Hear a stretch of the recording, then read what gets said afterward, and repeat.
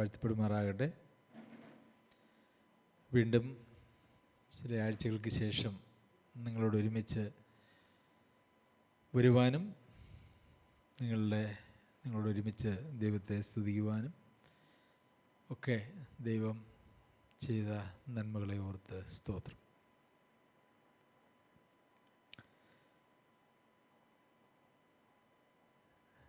സഭ എന്ന വിഷയത്തെ സംബന്ധിച്ച് നാം ധാരാളം കേട്ടിട്ടുണ്ട്.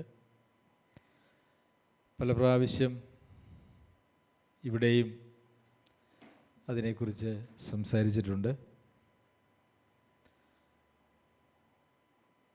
എന്നാൽ എത്രത്തോളം ഈ സഭയെ, ക്രിസ്തുവിൻ്റെ മണവാട്ടിയായിരിക്കുന്ന ശരീരമായിരിക്കുന്ന സഭയെ നാം അത് ആയിരിക്കുന്ന നിലയിൽ മനസ്സിലാക്കുന്നുണ്ട് എന്നുള്ളത് പലപ്പോഴും ഒരു സംശയമാണ്. സഭ എന്ന് പറഞ്ഞാൽ പലർക്കും അത് സഭായോഗം കൂടി വരുന്നതായ ഹോളാണ്. ഞങ്ങൾ പള്ളിയിൽ പോയി എന്ന് പറയും, അല്ലേ? അല്ലെങ്കിൽ സഭയിൽ പോയി എന്ന് പറയും. സഭയിൽ പോയി എന്ന് പറഞ്ഞാൽ എന്താ അതിൻ്റെ അർത്ഥം? ഒരു കെട്ടിടത്തിൽ പോയി എന്നുള്ളതാണ്. മറ്റു ചിലർക്ക് സഭ എന്ന് പറഞ്ഞാൽ ആ സഭായോഗമാണ്. സഭായോഗത്തെ സഭ എന്ന് ചിന്തിക്കും. എന്നാൽ ശരിക്കും സഭ എന്ന് പറഞ്ഞാൽ എന്താണ്? ദൈവസന്നിധിയിൽ സഭ എന്ന് പറയുന്നതിൻ്റെ പ്രാധാന്യം, സഭ ഒരു മഹാ അത്ഭുതമാണ് എന്നൊക്കെ നമ്മൾ പഠിക്കുകയും ഒക്കെ ചെയ്തിട്ടുണ്ട്. നമ്മളതിനെക്കുറിച്ച് ഇവിടെ ചിന്തിക്കുകയും ധ്യാനിക്കുകയും ഒക്കെ ചെയ്തിരിക്കുന്നതാണ്. ഒരു ബൈബിൾ കോളേജിൽ അല്ലെങ്കിൽ ഒരു സെമിനാരിയിൽ പഠിപ്പിക്കുമ്പോൾ എന്താണ് സഭ എന്ന് ചോദിച്ചാൽ വിശ്വാസികളുടെ കൂട്ടമാണ് എന്ന് പഠിപ്പിക്കും. കുറച്ചുകൂടി അതിനെ വിശദമാക്കി പറഞ്ഞാൽ ആഗോള സഭയുണ്ട്, സാർവത്രിക സഭയുണ്ട്, പ്രാദേശിക സഭയുണ്ട് എന്ന് പറയും. ആഗോള സഭ എന്ന് പറഞ്ഞാൽ കർത്താവിൻ്റെ പെന്തക്കോസ്ത് നാൾ മുതൽ ഇനി കർത്താവിൻ്റെ രണ്ടാം വരവ് വരെ ഉള്ളതായ വീണ്ടും ജനനം പ്രാപിച്ച് ആളുകളുടെ കൂട്ടം. അപ്പോൾ അത് ദൃശ്യമായ ഒരു സഭയല്ല. കാരണം അതിൽ മരിച്ചു പോയവരുണ്ട്, ഇന്ന് ജീവിച്ചിരിക്കുന്നവരുണ്ട്, ഇനി ജനിക്കാതിരിക്കുന്നവരും. കർത്താവിൻ്റെ വരവ് താമസിച്ചാൽ ഇനി ജനിച്ച് കർത്താവിൽ വിശ്വസിക്കാനിരിക്കുന്ന ആളുകളും ആ സഭയിലുണ്ട്. അത് ദൃശ്യമായ ഒരു സഭയല്ല സാർവത്രിക സഭ എന്ന് പറയുന്നത്. എന്നാൽ പ്രാദേശിക സഭ ദൃശ്യമാണ്. പ്രാദേശിക സഭയുടെ നിർവചനം എന്താണെന്ന് ചോദിച്ചാൽ വിശ്വാസികളുടെ കൂട്ടം എന്ന് പറയും. ഒരു പ്രദേശത്തുള്ള വിശ്വാസികളുടെ കൂട്ടം എന്ന് കുറച്ചുകൂടി ആഴത്തിൽ പറഞ്ഞാൽ അതിനെക്കുറിച്ച് പറയാറുണ്ട്. പിന്നെയും കുറച്ചുകൂടി ആഴത്തിൽ അതിനെക്കുറിച്ച് പഠിപ്പിക്കുമ്പോൾ കർത്താവായ യേശുക്രിസ്തുവിൻ്റെ നാമത്തിൽ ഒരു ദേശത്തുള്ള ആളുകൾ കൂടി വന്ന് ദൈവവചനം പഠിക്കുകയും അപ്പം നുറുക്കുകയും കൂട്ടായ്മ ആചരിക്കുകയും പ്രാർത്ഥിക്കുകയും ചെയ്യുന്ന കൂട്ടത്തെ സഭ എന്ന് പറയും. അതാണ് ഇന്ന് സെമിനാരിയിൽ നിന്നോ അല്ലെങ്കിൽ മറ്റ് സഭകളിൽ നിന്നോ അല്ലെങ്കിൽ വേദ അധ്യാപകരുടെ അടുക്കൽ നിന്നോ കിട്ടുന്നതായിട്ടുള്ള ഏറ്റവും വലിയ നിർവചനം എന്ന് പറയുന്നത്. ഈ നിർവചനങ്ങളൊക്കെ ശരിയാണോ എന്ന് ചോദിച്ചാൽ അതിലൊക്കെ ശരിയുണ്ട് എന്നുള്ളതൊരു സത്യമാണ്. എന്നാൽ അതൊന്നും പൂർണ്ണമായ ശരിയല്ല. സഭ എന്ന് പറയുന്നത് അതിനും അപ്പുറമാണ്.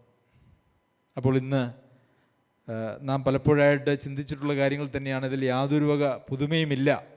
എങ്കിലും അത് നമ്മുടെ മനസ്സിൽ ഉറപ്പിക്കേണ്ടതും നാം മുമ്പോട്ട് ഒരു സഭയുടെ ഭാഗമായി ജീവിക്കുമ്പോൾ ഏറെ കരുതേണ്ടതുമായിട്ടുള്ള കാര്യങ്ങളായതുകൊണ്ട് ഞാൻ ഒന്നുകൂടി അതിനെക്കുറിച്ച് ഓർമ്മിപ്പിക്കുവാൻ ആഗ്രഹിക്കുന്നു.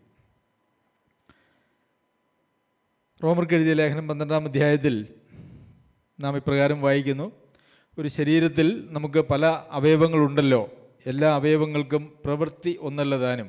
അതുപോലെ പലരായ നാം ക്രിസ്തുവിൽ ഒരു ശരീരവും എല്ലാവരും തമ്മിൽ തമ്മിൽ അവയവങ്ങളും ആകുന്നു. അതുപോലെ പലരായ നാം ക്രിസ്തുവിൽ ഒരു ശരീരവും എല്ലാവരും തമ്മിൽ തമ്മിൽ അവയവങ്ങളുമാകുന്നു. അപ്പോൾ ഒരു സഭ എന്ന് പറഞ്ഞാൽ ക്രിസ്തുവിൽ ഒരു ശരീരം, അന്യോന്യം അവയവങ്ങൾ. അപ്പോൾ ഇവിടെ സഭയെക്കുറിച്ച് പറഞ്ഞിരിക്കുന്നത് അത് ഒരു ശരീരമാണ് എന്നാണ്. ക്രിസ്തുവിൻ്റെ ശരീരമാണ് സഭ. ഒരു സെമിനാരിയുടെയും സഭയെക്കുറിച്ചുള്ളതായുള്ള നിർവചനത്തിൽ ഇങ്ങനെയൊന്ന് കണ്ടിട്ടില്ല. ഞാനതിനെക്കുറിച്ച് ചില അന്വേഷണങ്ങളൊക്കെ നടത്തിയെങ്കിലും സഭ ക്രിസ്തുവിൻ്റെ ശരീരമാണ് എന്ന് നിർവചനമായിട്ട് പറയുന്നില്ല. പക്ഷേ പഠിപ്പിക്കുമ്പോൾ അങ്ങനെയൊക്കെ പഠിപ്പിക്കാറുണ്ടെന്നുള്ളത് വിസ്മരിക്കുന്നില്ല. അപ്പോൾ സഭ എന്ന് പറയുന്നത് ക്രിസ്തുവിൻ്റെ ശരീരമാണ്, എല്ലാവരും അന്യോന്യം അവയവങ്ങളുമാണ്. സഭയുടെ തല എന്ന് പറയുന്നത് ക്രിസ്തുവാണ്.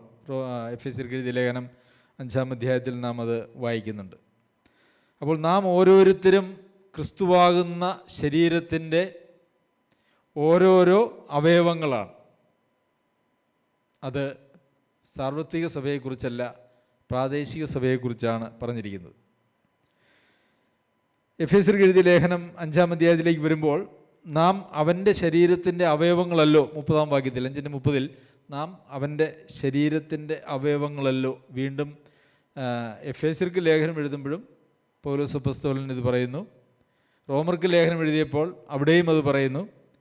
കൊരിന്ത്യർക്ക് ലേഖനം എഴുതുമ്പോൾ അതിൻ്റെ 1-ാം ലേഖനം 10-ാം അധ്യായത്തിൽ നാം ഇപ്രകാരം വായിക്കുന്നു: അപ്പം ഒന്ന് ആകൊണ്ട് പലരായ നാം ഒരു ശരീരമാകുന്നു, നാം എല്ലാവരും ആ ഒരേ അപ്പത്തിൽ അംശികളാകുന്നുവല്ലോ. ഒരപ്പത്തിൻ്റെ അംശികളായിരിക്കുന്ന നാം എല്ലാവരും, പലരായ നാം ഒരു ശരീരത്തിൻ്റെ അവയവങ്ങളാണ് എന്ന് കൊരിന്ത്യർക്ക് ലേഖനം എഴുതുമ്പോഴും പൗലോസ് അപ്പോസ്തലൻ ഓർമ്മിപ്പിക്കുന്നുണ്ട്. കൊലോസ്യർക്ക് ലേഖനം എഴുതുമ്പോഴും പൗലോസ് അപ്പോസ്തലൻ അതിനോട് സമാനമായിട്ടുള്ള നിലയിൽ പറയുന്നുണ്ട്.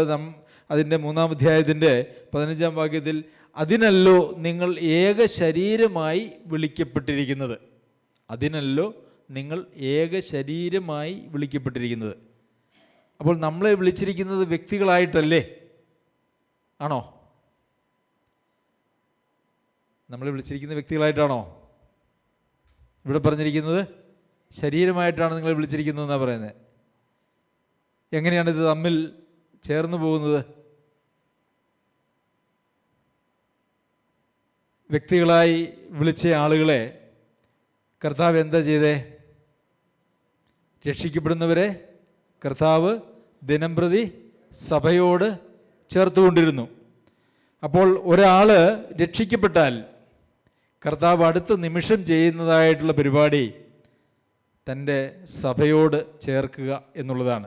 സഭ എന്ന് പറയുന്നത് കർത്താവിൻ്റെ ശരീരമാണ്. അപ്പോൾ തൻ്റെ ശരീരമായിരിക്കുന്ന സഭയിലെ, അല്ലെങ്കിൽ സഭയാകുന്ന ശരീരത്തിലെ ഒരവയവമായിട്ട് കർത്താവ് മാറ്റുകയാണ് ഓരോ രക്ഷിക്കപ്പെടുന്ന ആളുകളെയും.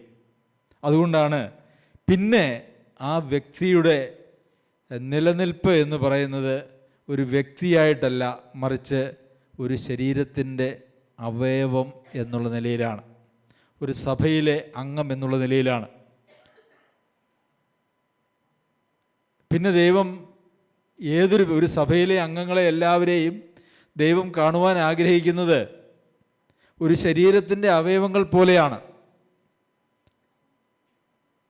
എന്താണ് നാം ഒരു ശരീരത്തിൻ്റെ അവയവമായിട്ട് നമ്മളെ അങ്ങ് മാറ്റിക്കഴിഞ്ഞാൽ, ഒരു വ്യക്തിയെ ഒരു ശരീരത്തിൻ്റെ അവയവമായിട്ട് അങ്ങ് മാറ്റിക്കഴിഞ്ഞാൽ എന്താണ് യഥാർത്ഥത്തിൽ അവിടെ സംഭവിക്കുന്നത്? എന്താ സംഭവിക്കുന്നത്?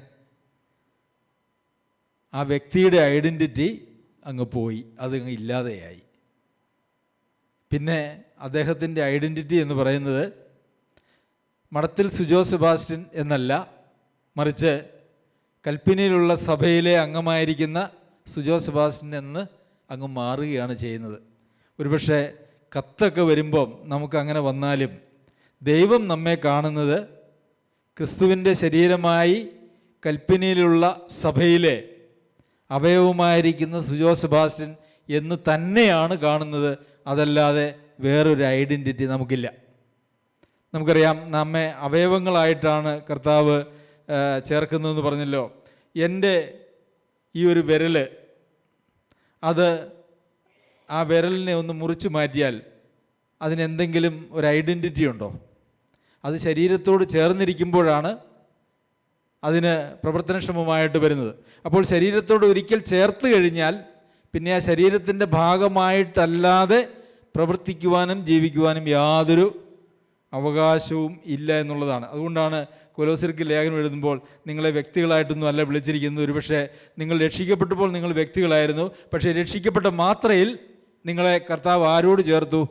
സഭയോട് ചേർത്തു. പിന്നെ ദൈവത്തിൻ്റെ എല്ലാ പരിപാടിയും ഓരോ വിശ്വാസിയെയും ഒരു സഭയുടെ അംഗമായി നിർത്തിക്കൊണ്ട് മാത്രമാണ്. അതിൽ നിന്ന് വിട്ട് ഒരു വ്യക്തിയെ സംബന്ധിച്ചും ദൈവത്തിന് യാതൊരു പരിപാടിയുമില്ല. ഇത് ഇന്ന് ലോകത്ത് ആരും തന്നെ പഠിപ്പിക്കാത്തതായിട്ടുള്ളൊരു യാഥാർത്ഥ്യമാണ്. എന്നാൽ വചനത്തിൽ നമുക്ക് അങ്ങനെ തന്നെയാണ് കാണുവാൻ കഴിയുന്നത്.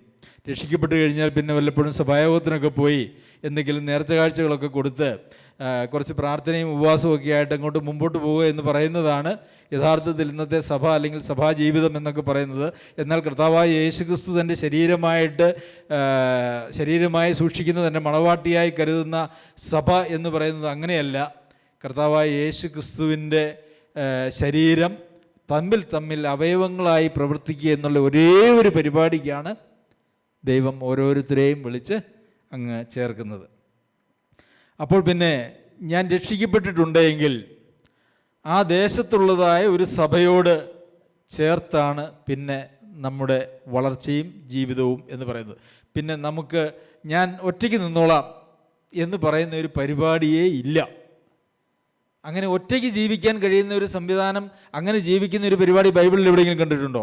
നിങ്ങൾ രക്ഷിക്കപ്പെട്ട ആരെയെങ്കിലും ശരി ഒറ്റയ്ക്ക് അവരങ്ങ് ജീവിച്ചുകൊള്ളട്ടെ, അവരെ ഞാൻ ഒരു സഭയോട് ചേർക്കുന്നില്ല എന്ന് പറയുന്ന എന്തെങ്കിലും ഒരു പരിപാടി നമുക്ക് ബൈബിളിൽ കാണുവാനായിട്ട് കഴിയുന്നുണ്ടോ? ഉണ്ടോ ബാബുസോര? അങ്ങനെ ഒരു പരിപാടി ഇല്ല. എല്ലാവരെയും ദൈവം നിർബന്ധമായും തൻ്റെ ശരീരമായിരിക്കുന്ന സഭയോട് ചേർക്കുന്നു. പിന്നെ ആ വ്യക്തിയെ സംബന്ധിക്കുന്നതായിട്ടുള്ള എല്ലാ പരിപാടിയും ഒരു സഭയിലെ അംഗം എന്നുള്ള നിലയിലാണ്. അപ്പോൾ നമ്മൾ രക്ഷിക്കപ്പെട്ട് കഴിഞ്ഞാൽ നമ്മളിലുണ്ടാവുന്ന സ്വാഭാവികമായ ഒരു ആകർഷണമാണ് എങ്ങോട്ട്? സഭയോട് ഉണ്ടായിരിക്കേണ്ടത്. അത് സ്വാഭാവികമായിട്ട് വരും. അതെന്തുകൊണ്ടാണ് സ്വാഭാവികമായിട്ട് വരുന്നത്? ചേരുന്ന ആളുകൾ തമ്മിൽ നല്ല യോജിപ്പ്, അല്ല നല്ല ചേർച്ച. നമ്മൾ പറയില്ല, കല്യാണമൊക്കെ ആലോചിക്കുമ്പം ചേർച്ച എന്ന് പറയും. പെണ്ണും ചെറുക്കനുമായിട്ട് നല്ല ചേർച്ചയാണ്. ഒരാൾ രക്ഷിക്കപ്പെട്ട് കഴിഞ്ഞാൽ രക്ഷിക്കപ്പെട്ട മറ്റു ആളുകളുമായിട്ട് ഭയങ്കര ചേർച്ചയാണ്. അവർക്ക് ചേരാതിരിക്കാൻ ഒക്കുകയില്ല. കാരണം എന്താ? ഒരു വിശ്വാസം, ഒരു പ്രത്യാശ, ഒരു സ്നാനം, ഒരു വിശ്വാസം, ഒരു ആത്മാവ്, ഒരു കർത്താവ്, ഒരു ദൈവം. പിന്നെ അവർക്ക് എങ്ങനെ ചേരാതിരിക്കാൻ കഴിയും? അവർക്ക് ചേരാതിരിക്കാൻ കഴിയില്ല. അവർ ചേർന്നേ പറ്റൂ, ചേർന്നേ തീരൂ. അങ്ങനെ ഒരു പരിപാടിയെ ബൈബിളിൽ വീണ്ടും ജന്മം പ്രാപിക്കുന്ന ആളുകളെ സംബന്ധിച്ച് ഉള്ളൂ. ഞാനെന്നാ അങ്ങ് ഒറ്റപ്പെട്ട് നിന്നേക്കാം എന്ന് വിചാരിക്കാൻ യാതൊരു വക വചനത്തിൻ്റെ സാധ്യതയും ഇല്ല എന്നുള്ളതാണ്. അപ്പോൾ ചേർന്നേ പറ്റൂ. ചേരാൻ ചെല്ലുമ്പം സ്വീകരിക്കണം, അല്ലേ? സ്വീകരിക്കാതിരുന്നാൽ ചേരാൻ പറ്റുമോ? പല ആളുകൾ കാലാകാലങ്ങളിൽ നമ്മുടെ സഭയോട് ചേർന്ന് വരുമ്പോൾ നിങ്ങളൊന്നും ഇങ്ങോട്ട് വരണ്ട എന്ന് പറയാനായിട്ട് കഴിയുമോ? പറയാനായിട്ട് കഴിയില്ല. അതിനെക്കുറിച്ച് നമ്മൾ റോമർക്ക് എഴുതിയ ലേഖനത്തിൽ വായിക്കുന്നത്, അതുകൊണ്ട് ക്രിസ്തു ദൈവത്തിൻ്റെ മഹത്വത്തിനായി നിങ്ങളെ കൈക്കൊണ്ടതുപോലെ നിങ്ങളും അന്യോന്യം കൈക്കൊള്ളുവിൻ. അപ്പോൾ ഒരാൾ രക്ഷിക്കപ്പെട്ട് കഴിഞ്ഞാൽ അദ്ദേഹത്തിന് സ്വാഭാവികമായ ഒരു ആകർഷണം സഭയോടുണ്ടാകും. അങ്ങനെ ആ ആകർഷണത്തോടു കൂടി വരുമ്പോൾ സഭയിൽ വികർഷണം ഉണ്ടാകാൻ പാടില്ല. എന്ത് ചെയ്യണം? അന്യോന്യം കൈക്കൊള്ളണം. അങ്ങനെയാണ് ഒരു ശരീരത്തിൻ്റെ അവയവമായിട്ട് ഒരാൾ തീരുന്നത്. അപ്പോൾ നാം കണ്ടു, എഫെസ്യ ലേഖനത്തിൽ നാം വായിക്കുന്നു, ഈ ശരീരത്തിൻ്റെ തല എന്ന് പറയുന്നത് ക്രിസ്തുവാണ്. അപ്പോൾ ക്രിസ്തു തലയായിട്ട് വിശ്വാസികളെല്ലാവരും അവയവങ്ങളായിട്ട് പ്രവർത്തിക്കുന്ന ഒരു യൂണിറ്റായിട്ട് പരസ്പരം യാതൊരു വക ഒരു ശരീരത്തിൽ എന്തെങ്കിലും പരസ്പര വിരുദ്ധമായിട്ടുള്ള കാര്യങ്ങളുണ്ടോ? പരസ്പര വിരുദ്ധമായിട്ട് ഒന്നുമില്ല. കൈകൾ, ഒരു കൈക്ക് മറ്റൊരു കൈയെ സംബന്ധിച്ച് അസൂയ തോന്നാറുണ്ടോ? ഇടത്തെ കൈ പറയുകയാണ്, വലത്തെ കൈക്ക് ഇച്ചിരി ആരോഗ്യം കൂടുതലുണ്ട്. അങ്ങനെയല്ലേ? വലത്തെ കൈക്ക് കുറച്ചുകൂടി ആരോഗ്യം കൂടുതലുണ്ട്, അത് ഭയങ്കര കഷ്ടമാണ്, അവന് ആരോഗ്യം ഉണ്ടാകേണ്ട ആവശ്യമില്ല, എനിക്കാണ് ആരോഗ്യം വേണ്ടത് എന്ന് ഇടത്തെ കൈ പറയുമോ? ശരീരത്തിനകത്ത് അന്യോന്യം യാതൊരു പൊരുത്തക്കേടുകളും ഇല്ല. പൊരുത്തക്കേടുകൾ ഉണ്ടെങ്കിൽ അത് രോഗാവസ്ഥയാണ്, അല്ലേ? ശരിയാണോ? പൊരുത്തക്കേടുണ്ടെങ്കിൽ അതൊരു രോഗാവസ്ഥയാണ്. അതിനെ നമ്മൾ ക്യാൻസറെന്നോ ട്യൂമറെന്നോ ഒക്കെ പറയും. അതാണ് അതിൻ്റെ പൊരുത്തക്കേട് എന്ന് പറയുന്നത്. പൊരുത്തക്കേടുകൾ ഒരിക്കലും ഒരു ആരോഗ്യമുള്ള ശരീരത്തിൽ ഇല്ല എന്നുള്ളതാണ് യാഥാർത്ഥ്യം. അപ്പോൾ ഒരു രക്ഷിക്കപ്പെട്ട ആളെ ഒരു സഭയിലേക്ക് ഒരു ആകർഷണത്തോടു കൂടി വരുമ്പോൾ അവരെ ഉൾക്കൊള്ളുവാനും അവരെ ചേർത്ത് നിർത്തുവാനും ആ സഭയ്ക്ക് കഴിയണം. അത് കഴിയുന്നത് എപ്പോഴാണെന്നറിയാമോ? അവർ തമ്മിലും ഇതേപോലെയുള്ള ഒരു ശരീരത്തിൻ്റെ അവയവങ്ങളായി നിലനിൽക്കുകയും പ്രവർത്തിക്കുകയും ചെയ്യുമ്പോൾ മാത്രമാണ്. അപ്പോൾ അങ്ങനെ ഒരു ശരീരത്തിൻ്റെ അവയവമായിട്ട് നാം തീർന്നാൽ പിന്നെ എങ്ങനെയാണ് നമ്മളുടെ ജീവിതം എന്ന് പറയുന്നത്? നമ്മുടെ ശരീരത്തിൻ്റെ എല്ലാ അവയവങ്ങളും പ്രവർത്തിക്കുന്നത് എവിടെ നിന്നുള്ള നിർദ്ദേശത്തിൻ്റെ അടിസ്ഥാനത്തിലാണ്? തലയിൽ നിന്നുള്ള നിർദ്ദേശത്തിൻ്റെ അടിസ്ഥാനത്തിലാണ്. ഏതെങ്കിലും ഒരു അവയവം തലയിൽ നിന്നുള്ള നിർദ്ദേശത്തിന് കൂട്ടാക്കുന്നില്ലെങ്കിൽ അങ്ങനെ ഒരു അവസ്ഥയുണ്ടോ? അങ്ങനൊരു അവസ്ഥയില്ല. അപ്പോൾ തലയിൽ നിന്നുള്ള നിർദ്ദേശങ്ങളാണ് ശരീരത്തിലെ എല്ലാ അവയവങ്ങളും, ഓരോ കോശങ്ങൾ നമ്മുടെ നഗ്നനേത്രങ്ങൾക്ക് കാണാൻ കഴിയാത്തതാണ്. ഓരോ കോശങ്ങളും തലയിൽ നിന്നുള്ള നിർദ്ദേശത്തിനനുസൃതമായിട്ടാണ് നടക്കുന്നത്. നമ്മുടെ കാഴ്ചപ്പാടുകൾക്ക് അവിടെ പ്രസക്തിയുണ്ടോ? നാം ഒരു ശരീരത്തോട് ചേർന്ന് കഴിഞ്ഞു, നമ്മുടെ ഐഡൻറ്റിറ്റി നഷ്ടപ്പെട്ടു. ഇനിയുള്ള ഐഡൻറ്റിറ്റി സഭ എന്നുള്ള ഐഡൻറ്റിറ്റിയാണ്. ആ സഭയുടെ തല എന്ന് പറയുന്നത് കർത്താവാണ്. ആ കർത്താവാകുന്ന തലയിൽ നിന്ന് വരുന്നതായിട്ടുള്ള നിർദ്ദേശങ്ങൾക്കനുസരിച്ച് ജീവിക്കാനല്ലാതെ ഒരു വിശ്വാസിക്ക് ഈ ലോകത്തിൽ ഒരു അനുവാദവുമില്ല. ശരീരമാണെങ്കിൽ. അപ്പോൾ ശരീരത്തിൻ്റെ ഏതെങ്കിലും ഒരവയവത്തിന് ശരീരവുമായിട്ട് ചേർന്ന് വരുന്നില്ല, ഒരു ചെറിയ ഗ്യാപ്പുണ്ട്. നമുക്കറിയാമല്ലോ, നമ്മൾ കാണുന്നതിൽ വളരെ കനം കുറഞ്ഞതായിട്ടുള്ള വസ്തു ഏതാ? സാധാരണ നമ്മൾ കാണുന്നതിൽ ഏറ്റവും കനം കുറഞ്ഞ വസ്തു ഏതാ? ഒരു ബ്ലേഡ്, അല്ലേ? ബ്ലേഡ് വളരെ ഷേവ് ചെയ്യാനൊക്കെ ഉപയോഗിക്കുന്ന ബ്ലേഡ് വളരെ കനം കുറഞ്ഞതാണ്. അതിനേക്കാൾ കനം കുറഞ്ഞതൊക്കെ പലതും കാണും. എന്നാലും നമുക്ക് പറഞ്ഞാൽ ബ്ലേഡ് കനം കുറഞ്ഞതാണ്. അപ്പോൾ എൻ്റെ ഈ കൈയും ഈ ശരീരവുമായിട്ട് ഒരു ബ്ലേഡ് കനത്തിലൊരു അകൽച്ചയുണ്ടെന്ന് വിചാരിച്ചു. അവയവുമായിട്ട് അത് തീരുമോ? ഇവിടുന്ന് അങ്ങോട്ട് രക്തഓട്ടം പോകുമോ? അവിടെ നിന്ന് ഇങ്ങോട്ട് വരുമോ? ഒരു ബ്ലേഡ് കനമേ ഉള്ളൂ. അത് വലിയൊരു അകൽച്ചയാണോ? അല്ലേ? വലിയൊരു അകൽച്ചയാണോ അത്? ഒരു ബ്ലേഡ് കനത്തിലുള്ള അകൽച്ച എന്ന് പറയുന്നത് നമ്മളൊന്നും വലിയ അകൽച്ചയായിട്ട് കണക്കാക്കുന്നില്ല, അല്ലേ? പക്ഷേ ഒരു ശരീരമാണ് എങ്കിൽ അവിടെ ഒരകൽച്ച എന്ന് പറയുന്നതായിട്ടുള്ള പരിപാടിക്ക് യാതൊരു വക പ്രസക്തിയുമില്ല. സഭ അങ്ങനെയാണ്. ശരി, നമുക്ക് ചില വാക്യങ്ങൾ ഇതിനോടനുബന്ധിച്ച് വായിക്കാം. അപ്പോൾ ഈ സഭയുടെ തല ക്രിസ്തുവാണെന്ന് പറഞ്ഞല്ലോ. ബൈബിളിൽ തലയില്ലാത്തതായ ഒരു സഭയെക്കുറിച്ച് പറയുന്നുണ്ട്. ഏതാ സഭ? തലയില്ലാത്തതായിട്ടുള്ളൊരു സഭ ബൈബിളിൽ പറഞ്ഞിട്ടുണ്ട്. ഓർമ്മയുണ്ടോ? സമയങ്ങളെ ഞാൻ തന്നെ പറയാം. ലൗദിക്യ സഭ. ലൗദിക്യ സഭക്കാർ അവരെക്കുറിച്ച് പറയുന്നത് എന്തുവാ? ഞാൻ ധനവാൻ, സമ്പന്നൻ, എനിക്ക് ഒന്നിനും മുട്ടില്ല. പക്ഷേ കർത്താവ് അവരെക്കുറിച്ച് പറയുന്നത് നീ ദരിദ്രൻ, അരിഷ്ടൻ, നിർഭാഗ്യവാൻ, ഒന്നും അവർക്ക് ഇല്ല എന്നാണ്. എന്നിട്ട് കർത്താവ് പറയുക, ഞാൻ ഇതാ വാതിൽക്കൽ നിന്ന് മുട്ടുന്നു. ആരെങ്കിലും എൻ്റെ ശബ്ദം കേട്ട് വാതിൽ തുറന്നാൽ ഞാൻ അവനോടും അവൻ എന്നോടും കൂടെ അത്താഴം കഴിക്കും. അപ്പോൾ ക്രിസ്തു എവിടെയാ? സഭയുടെ പുറത്താണ്. എന്ന് വെച്ചാൽ ക്രിസ്തു ആ സഭയുടെ തലയല്ല. അപ്പോൾ ഒരു സഭയ്ക്ക് ക്രിസ്തു തലയല്ലാതെയും മുമ്പോട്ട് പോകുവാൻ കഴിയും. അതൊരു യഥാർത്ഥത്തിലുള്ളൊരു സഭയല്ല, മറിച്ച് അതിൻ്റെ ആലങ്കാരികമായിട്ടാണ് അത് പറഞ്ഞിരിക്കുന്നത്.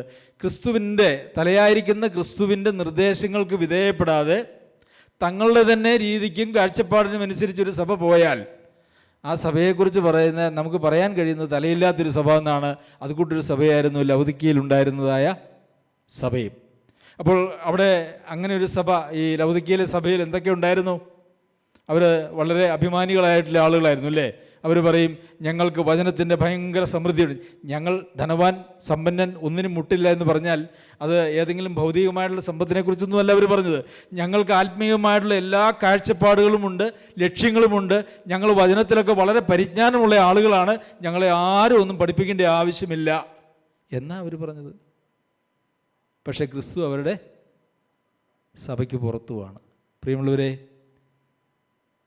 ക്രിസ്തുവിൽ നിന്നുള്ള നിർദ്ദേശങ്ങൾക്ക്, ഇത് സഭ ക്രിസ്തുവിൻ്റെ നിർദ്ദേശങ്ങൾക്ക് വിധേയപ്പെടണമെന്ന് പറയുമ്പോൾ സഭയിലുള്ള ഓരോ ആളുകളും ക്രിസ്തുവിൻ്റെ നിർദ്ദേശങ്ങൾക്ക് വിധേയപ്പെടുമ്പോഴാണ് ആ സഭ ക്രിസ്തുവിൻ്റെ നിർദ്ദേശങ്ങൾക്ക് വിധേയപ്പെടുന്നത് അല്ലേ? സർദീസിലുള്ള സഭയെക്കുറിച്ച് പറയുമ്പോൾ അവിടെ ചിലർ നല്ല ആളുകളുണ്ട് എന്ന് പറയുന്നുണ്ട്.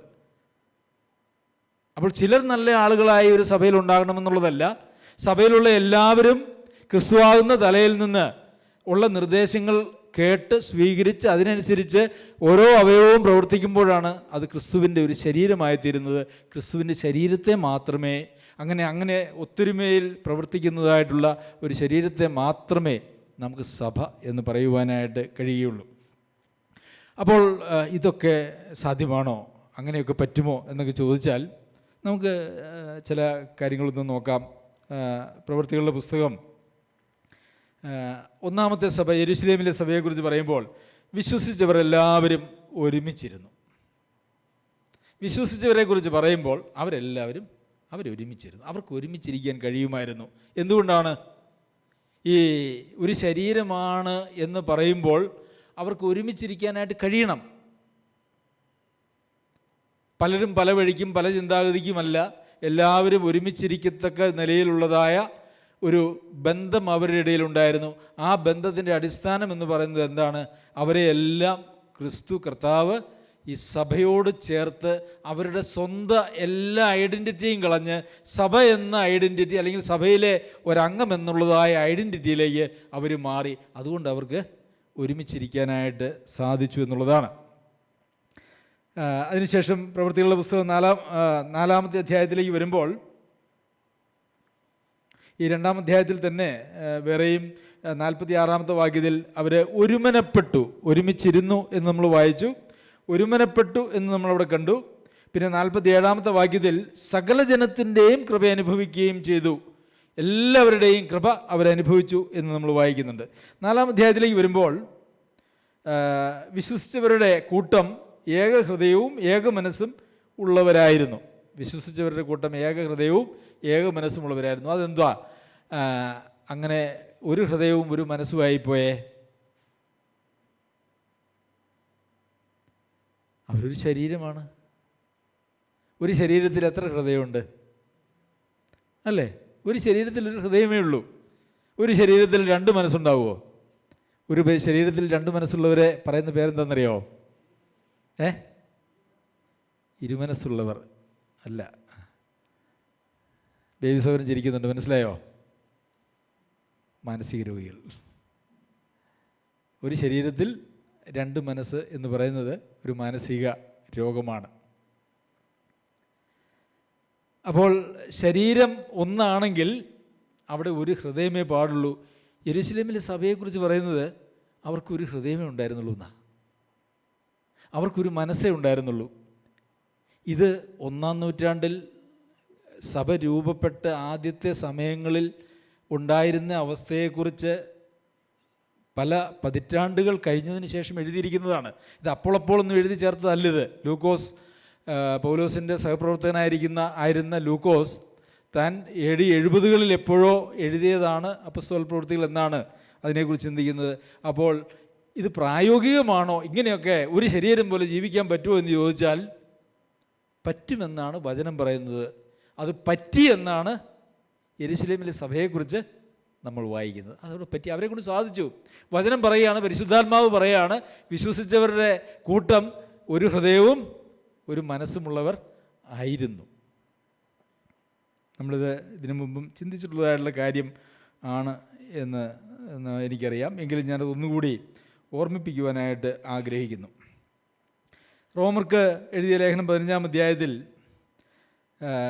നമ്മുടെ കർത്താവായ യേശുക്രിസ്തുവിൻ്റെ പിതാവായ ദൈവത്തെ ഏക മനസ്സോടെ ഒരു വായിനാൽ മഹത്വീകരിക്കേണ്ടതിന് സ്ഥിരതയും ആശ്വാസവും നൽകുന്ന ദൈവം നിങ്ങൾക്ക് ക്രിസ്തുയേശുവിന് അനുരൂപമായി തമ്മിൽ ഏക ചിന്തയോടെ ഇരിപ്പാൻ ക്രമ നൽകുമാറാകട്ടെ. അവിടെ എന്തൊക്കെയാണ് നമ്മൾ വായിക്കുന്നത്?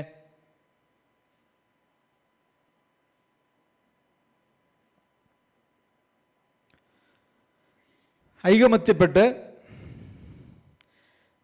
പിതാവായ ദൈവത്തെ ഏക മനസ്സോടെ ഒരു വായിനാൽ മഹത്വീകരിക്കേണ്ടതിന് നമ്മളിന്ന് രാവിലെ സങ്കീർത്തനം വായിച്ചും പാട്ടുപാടിയും സ്തുതി സ്തോത്രങ്ങൾ അർപ്പിച്ചുമൊക്കെ നമ്മൾ ദൈവത്തെ മഹത്വപ്പെടുത്തി. ത്രിയേക ദൈവത്തെ നമ്മൾ മഹത്വപ്പെടുത്തി. നമുക്ക് എത്ര വായുണ്ടായിരുന്നു? ഒരു വായിനാലാണോ നമ്മൾ മഹത്വപ്പെടുത്തിയത്? ഒരു സഭയ്ക്കൊരു വായാണ്. ഒരു വായിനാലാണോ നമ്മൾ മഹത്വപ്പെടുത്തിയത്? ഒരു സഭയ്ക്ക് ഒരു വായ ഉണ്ടാകാൻ പാടുള്ളൂ എന്ന് പറഞ്ഞാൽ അതിൻ്റെ അർത്ഥം എന്താ? വ്യത്യസ്തമായിട്ടുള്ളൊരു സംസാരത്തിൻ്റെ പ്രസക്തി ഒരിക്കലും ഒരു സഭയിലില്ല എന്നുള്ളത് തന്നെയാണ്. എന്നിട്ട് അനുരൂപമായി തമ്മിൽ ഏകചിന്തയോടെ ഇരിക്കുവാൻ കൃപ നൽകുമാറാകട്ടെ. അത് റോമയിലെ സഭയിലെ സംബന്ധിക്കുന്ന പൗലോസ് അപ്പോസ്തലൻ്റെ ആഗ്രഹം അല്ലെങ്കിൽ താല്പര്യമാണ് നമുക്ക് ഇവിടെ കാണുവാനായിട്ട് കഴിയുന്നത്. ഇന്ന് നമ്മളാണെങ്കിൽ എന്ത് പറയും? നമ്മളാണെങ്കിൽ എന്താ എന്ന് പറയും? ഈ ആധുനിക 21-ാം നൂറ്റാണ്ടിലെ സഭയെക്കുറിച്ചാണെങ്കിൽ നമ്മളെന്ത് പറയും? അങ്ങനെ വ്യത്യസ്തമായിട്ടുള്ള കാഴ്ചപ്പാടുകളും ലക്ഷ്യങ്ങളും ചിന്തകളും ഒക്കെ ഉള്ളതായിട്ടുള്ള ആളുകൾ അത് സമൂഹത്തിലുണ്ട്. അങ്ങനെയുള്ള കാഴ്ചപ്പാടുകളൊക്കെ ഉള്ള ആളുകൾ സഭയിലേക്ക് വരുമ്പോൾ അവർക്ക് അങ്ങനെ വ്യത്യസ്തതയൊക്കെ ഉണ്ട്. നാം ആ വ്യത്യസ്തതയെ ബഹുമാനിക്കണം, അവരെയും ആദരിക്കണം, അവരെയെല്ലാം നാം ഉൾക്കൊള്ളണം, അവരെയെല്ലാം ചേർത്ത് പിടിക്കണം. പ്രിയമുള്ളവരെ, അത് സഭയല്ല, അതൊരു ക്ലബ്ബായിരിക്കും.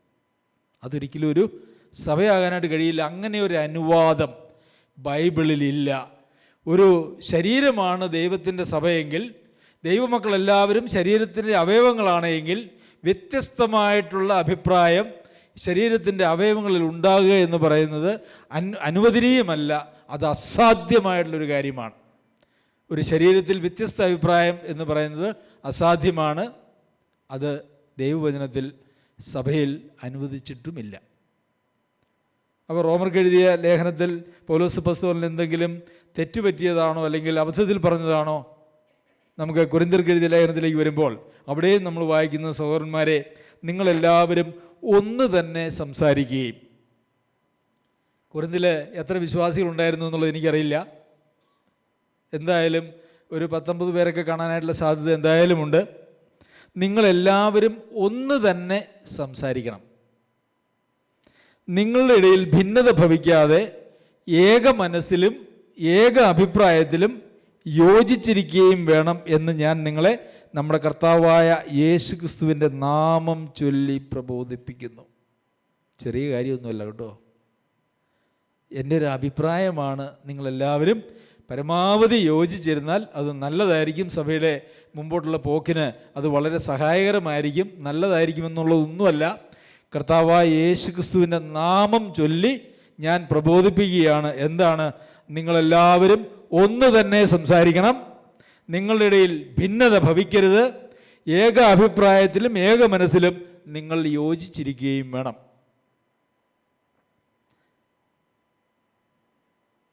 അപ്പോൾ അത് കൊരിന്തിലെ സഭയിൽ കുറച്ച് പ്രശ്നങ്ങളൊക്കെ ഉണ്ടായിരുന്നു. അതുകൊണ്ട് പ്രത്യേകമായിട്ട് എഴുതിയതാണോ? നമുക്ക് ഫിലിപ്പിയർക്ക് എഴുതിയ ലേഖനത്തിലേക്ക് വരാം. ഫിലിപ്പിയ സഭയെക്കുറിച്ച് അങ്ങനെ പ്രഥമ ദൃഷ്ടിയ കാര്യമായിട്ടുള്ള പ്രശ്നങ്ങളൊന്നും പറഞ്ഞിട്ടില്ലാത്തൊരു സഭയാണ്.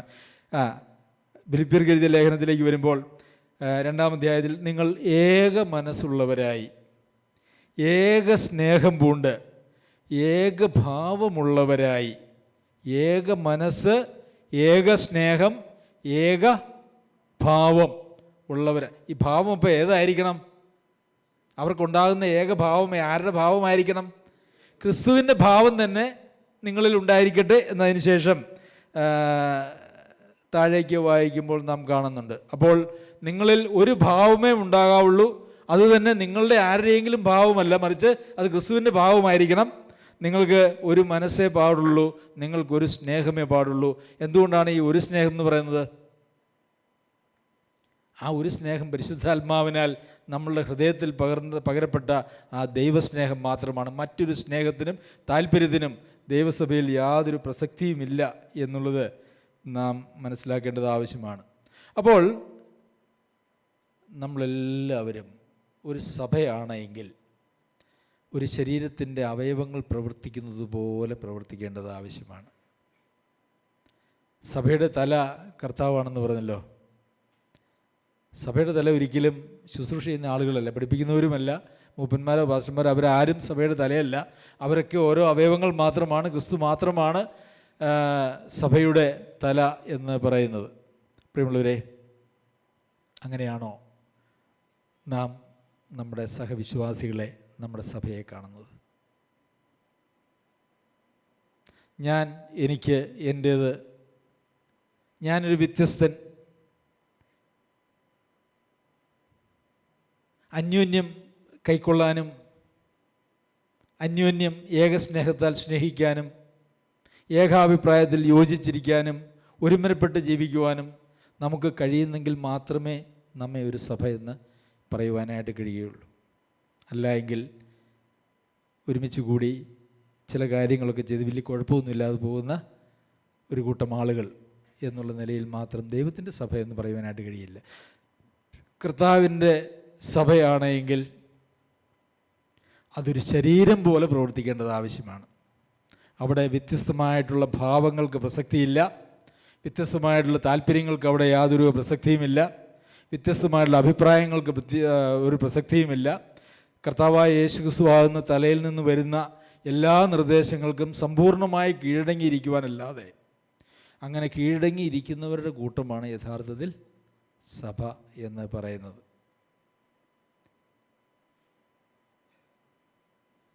നമ്മെ കർത്താവ് ഒരു ശരീരമായി ചേർക്കുമ്പോൾ അത് ചേരണമെങ്കിൽ കർത്താവ് പറഞ്ഞ മറ്റൊരു വലിയ പ്രമാണമുണ്ട്, അത് നമ്മൾ പാലിക്കണം. എന്താണ് കർത്താവ് പറഞ്ഞ പ്രമാണം? നിങ്ങൾ തന്നെ ത്യജിക്കണം. ഞാൻ നേരത്തെ സൂചിപ്പിച്ചല്ലോ, കർത്താവ് രക്ഷിക്കപ്പെടുന്നവരെ സഭയോട് ചേർത്തുകൊണ്ടിരിക്കുന്നു.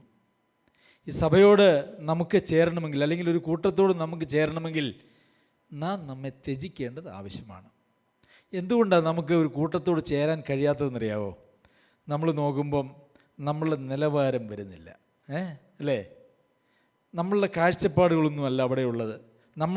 ഞാൻ പാരമ്പര്യമായി ഞങ്ങൾ കുടുംബമായി ഞങ്ങൾ പാലിച്ചു വന്നതും ഞങ്ങൾ സ്വീകരിച്ചു വന്നതും, അല്ലെങ്കിൽ ഞങ്ങൾക്ക് പാരമ്പര്യമായിട്ടുണ്ടായിരുന്നതായ കുടുംബ മഹിമകളോ അല്ലേ ധനസ്ഥിതികളോ അതൊന്നും അങ്ങനെ ചേരാൻ അനുവദിക്കുന്നില്ല. അങ്ങനെ ഒത്തിരി ആളുകൾ, പക്ഷെ അവർ രക്ഷിക്കപ്പെട്ടവരാണെന്ന് പറയുവാനായിട്ട് ബുദ്ധിമുട്ടുണ്ട് കേട്ടോ.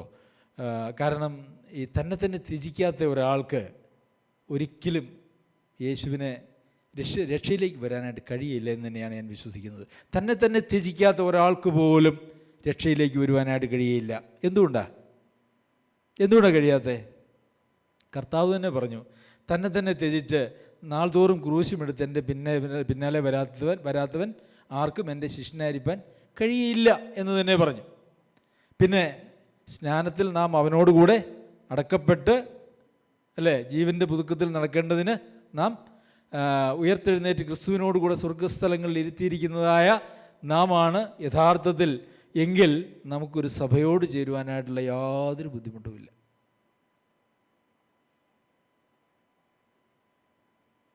നമ്മെ തന്നെ ത്യജിക്കേണ്ടത്, ഞാൻ എന്ന് പറയുന്നതായിട്ടുള്ള നമ്മളുടെ മനോഭാവത്തെ അത് ത്യജിക്കാതെ ഒരിക്കലും നമുക്ക് മറ്റൊരാളോട് ചേരുവാനായിട്ട് കഴിയില്ല. ആളുകൾ തമ്മിലുണ്ടാകുന്ന ഈ പ്രശ്നങ്ങളിലൊക്കെ കാരണം എന്താണെന്നറിയോ? ഞാൻ നീ എന്നുള്ളതാണ്. ഈ ഞാനും നീയും ദൈവസഭയിലില്ല എന്നുള്ളതാണ്. അവിടെ ഒരു മനസ്സേ ഉള്ളൂ, ഒരു ഹൃദയമേ ഉള്ളൂ, ഒരു വായേ ഉള്ളൂ, ഒരു അഭിപ്രായമേ ഉള്ളൂ, ഒരു ചിന്തയേ ഉള്ളൂ. അതുകൊണ്ട് ഞാനും നീ എന്ന് പറയുന്ന ഒരു സഭയിലില്ല. സഭയിൽ അങ്ങനെ ഉണ്ടാകാൻ പാടില്ല. ഈ ഒരു കൈ മറ്റേ കൈയോട് നിന്നെ എനിക്ക് ഇഷ്ടമില്ലെന്ന് പറഞ്ഞാൽ, അല്ലെങ്കിൽ നിന്നെ എനിക്ക് സ്വീകരിക്കാൻ ഒക്കില്ല എന്ന് പറഞ്ഞാൽ അതിലെന്താ അർത്ഥമുള്ളത്? ഉണ്ടോ? അതിന് ഒരർത്ഥമുണ്ടോ? ഇല്ല, അതിനൊരർത്ഥവുമില്ല. അപ്പോൾ ഞാൻ നീ എന്ന് പറയുന്നതായിട്ടുള്ളൊരു പരിപാടി ദൈവസഭയിലില്ല. അന്യോന്യം സ്വീകരിക്കാത്തതായിട്ടുള്ളൊരു പരിപാടിയും അന്യോന്യം ഉൾക്കൊള്ളാത്തതായിട്ടുള്ളൊരു പരിപാടിയും എന്തെങ്കിലും ഒരല്പമെങ്കിലും അകൽച്ച ഒരു സഹോദരനോടോ സഹോദരിയോടോ സൂക്ഷിക്കുവാനായിട്ടുള്ള യാതൊരു അനുവാദവും ഒരു ദൈവസഭയിലില്ല. ഒരല്പം പോലും അകൽച്ച ഒരു സഹോദരനോടോ സഹോദരിയോടോ സൂക്ഷിക്കുവാൻ ഒരനുവാദവുമില്ല. ഒരല്പം അകൽച്ച, ഒരു ബ്ലേഡ് കനത്തിലുള്ള അകൽച്ച സൂക്ഷിക്കുന്നുവെങ്കിൽ ആ ആൾ ആ ശരീരത്തിൻ്റെ ഭാഗമേ അല്ല. പ്രിയമുള്ളവരെ, സഭയെക്കുറിച്ച് ദൈവവചനത്തിൽ നിന്നുള്ള കാര്യങ്ങൾ തന്നെയാണ് ഞാൻ പറയുന്നത്. ആ വാക്യങ്ങൾ വായിച്ച് തന്നെയാണ് ഞാൻ പറയുന്നത്. ഇന്ന് നമുക്ക് ഒത്തിരി സഭകളെ കണ്ട് ശീലങ്ങളുണ്ടല്ലേ. അങ്ങ് നമ്മളായിരുന്നതായ പണ്ടും ഒക്കെ ആയിരുന്നതായിട്ടുള്ള സഭകളെ കണ്ടുള്ള ശീലമുണ്ട്. ആ സഭയിലൊക്കെ ഉണ്ടായിരുന്നതായിട്ടുള്ള വ്യക്തിബന്ധങ്ങളെയും സഭയുടെ പോക്കിനെക്കുറിച്ചുമൊക്കെയുള്ള ഒരു കാഴ്ചപ്പാടുണ്ട്. അതിനേക്കാൾ ഒരല്പം മെച്ചമായിട്ടൊക്കെ പോകാം എന്നുള്ളതായിരിക്കരുത് നമ്മളുടെ ആരുടെയും ചിന്ത എന്ന് പറയുന്നത്.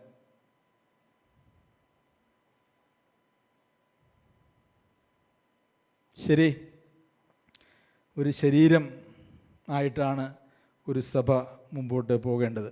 ഒരു ശരീരമാകുമ്പോൾ നമുക്കറിയാം, ശരീരത്തിലെ എല്ലാ അവയവങ്ങളും പരസ്പരം ബന്ധിക്കപ്പെട്ടാണ് ഇരിക്കുന്നത്. അന്യോന്യം ഉത്തരവാദിത്വമില്ലാത്തതായിട്ടുള്ള ഒരവയവവും ഒരു ശരീരത്തിലില്ല. ഒരു ശരീരത്തിലെ എല്ലാ അവയവവും അവർക്ക് സ്വയമായിട്ടുള്ള നിലനിൽപ്പില്ല എന്നുള്ളതുപോലെ തന്നെ അന്യോന്യം ഉത്തരവാദിത്വമില്ലാത്തതായിട്ടുള്ള ഒരു അവയവവും യഥാർത്ഥത്തിൽ ഒരു ശരീരത്തിലില്ല. അതുകൊണ്ടാണ് നിങ്ങൾ അന്യോന്യം അല്ലേ, ബൈബിളിൽ എല്ലാ കാര്യങ്ങളും ഒരു സഭയിലെ വിശ്വാസികളെക്കുറിച്ച് പറയുമ്പോൾ അവിടെ എല്ലാം ഉപയോഗിച്ചിരിക്കുന്ന ഒരു പദമുണ്ട്, 2 പദമുണ്ട് കേട്ടോ. എന്തൊക്കെയാണെന്ന് അറിയാമോ? 1 അന്യോന്യം, 2 തമ്മിൽ. സഭയിലെ വിശ്വാസികളെ സംബന്ധിച്ച് ബൈബിളിൽ ഉപയോഗിച്ചിരിക്കുന്ന, പുതിയ നിയമത്തിൽ ഉപയോഗിച്ചിരിക്കുന്ന എല്ലാ പദങ്ങളും എങ്ങനെയാണ്? സ്നേഹിക്കണം, ഏതാനും പേരെ സ്നേഹിക്കണം എന്ന് എവിടെയെങ്കിലും വായിച്ചിട്ടുണ്ടോ? ശുശ്രൂഷകന്മാർ, ഇടയന്മാർ വിശ്വാസികളെ സ്നേഹിക്കണം, അതുണ്ടെങ്കിൽ മതി എന്ന് പറഞ്ഞിട്ടുണ്ടോ? അന്യോന്യം സ്നേഹിക്കണം, അന്യോന്യം ആശ്വസിപ്പിക്കണം, തമ്മിൽ ഭാരങ്ങളെ ചുമക്കണം, അന്യോന്യം കരുതണം, അന്യോന്യം ആശ്വസിപ്പിക്കണം, അല്ലേ? ഇതെല്ലാം സഭയിലെ എല്ലാ പ്രവർത്തനങ്ങളും അന്യോന്യമാണ്. അതിൽ എന്തെങ്കിലും നന്മകൾ സ്വീകരിക്കുവാൻ വേണ്ടി മാത്രമുള്ള അവയവങ്ങളില്ല, ഒരു ശരീരത്തിലില്ലാത്തതുപോലെ തന്നെ ഒരു സഭയിൽ നന്മകൾ സ്വീകരിക്കുവാൻ മാത്രമുള്ള ഒരവയവവുമില്ല. എല്ലാവരും അവരുടെ ഉത്തരവാദിത്തങ്ങൾ ചെയ്യാൻ കടപ്പെട്ടവരും അതുപോലെ തന്നെ അവർക്ക് സഭയുടെ നന്മകൾ ആസ്വദിക്കുവാൻ അവകാശമുള്ളവരുമാണ്. എന്നാലേ അതൊരു ശരീരമാവുള്ളൂ. ഒരു ശരീരം, നമുക്ക് ഒരു കൈ വളരണമെങ്കിൽ ഈ ശരീരത്തിൽ നിന്നൊരല്പം വെട്ടിമാറ്റി ഒരു മില്ലിമീറ്റർ അല്ലെങ്കിൽ ഒരു മൈക്രോമീറ്റർ ഈ ശരീരത്തിൽ നിന്ന് കൈ അങ്ങ് മാറ്റിക്കഴിഞ്ഞാൽ ഈ കൈ പിന്നെ വളരുമോ? ഈ കൈ നിലനിൽക്കുമോ? ഇല്ല, അല്ലേ? അരമണിക്കൂറിനുള്ളിൽ ഐസിലിട്ടുകൊണ്ട് കൊടുത്താൽ ഡോക്ടർമാർ ചിലപ്പം ഒന്ന് തുന്നി ചേർത്ത് തരുമായിരിക്കും. ഈ അരമണിക്കൂർ കഴിഞ്ഞാൽ, അല്ലെങ്കിൽ അത് വേണ്ടുന്നതുപോലെ അത് കൊണ്ടുപോയില്ല എങ്കിൽ ആ ഒരു അവയവം എന്നേക്കുമായിട്ട് പോകും. അപ്പോൾ നാം നമ്മുടെ ദൈവമക്കളെ സംബന്ധിച്ച്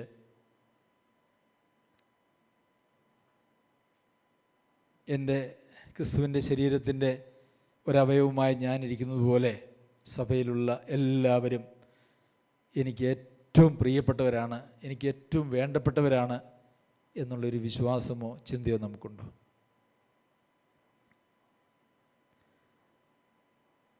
ഒരു വിരലിനൊരു മുറിവ് പറ്റിയാൽ ആ വേദന എവിടെയാ?